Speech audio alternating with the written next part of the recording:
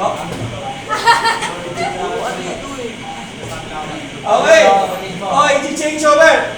Your main engine now is changing over from diesel oil to heavy fuel oil.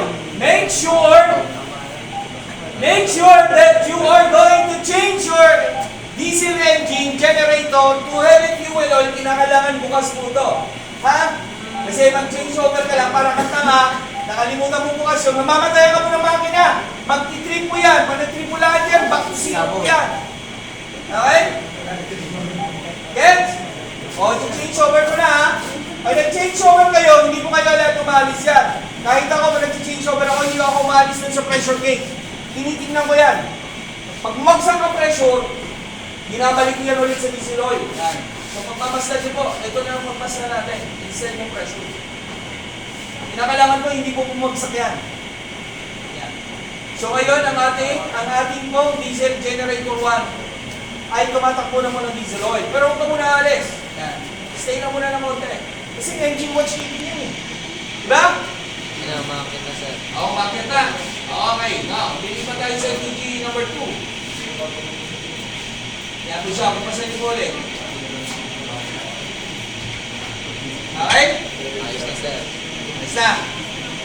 Ayos na? Ayos na, sir. Okay, that concludes your assessment number 2. Madali lang assessment number 2. Kaya it is impossible for you to fail in this subject unless otherwise, ayaw mo lang talaga. Okay, sir. Diba?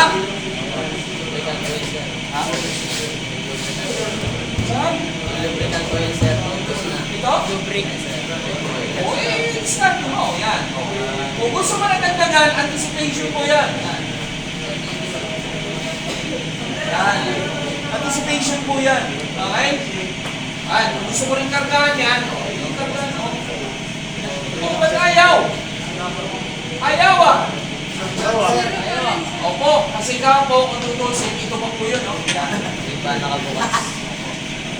So ngayon, the only thing that I'm going to teach you is what yung nakapaloob doon sa curriculum guide nyo. So yan, tutusin kasi, it's not about the ratings. Kasi, okay, ito na po ang ating turbo generator. This will become your assessment number 3. Yan na po. Ayaw po. Yan na po. Diyan na natin makikita sa inyo kung sino malakas. Pero, tsaka na po natin ituturo sa inyo yan.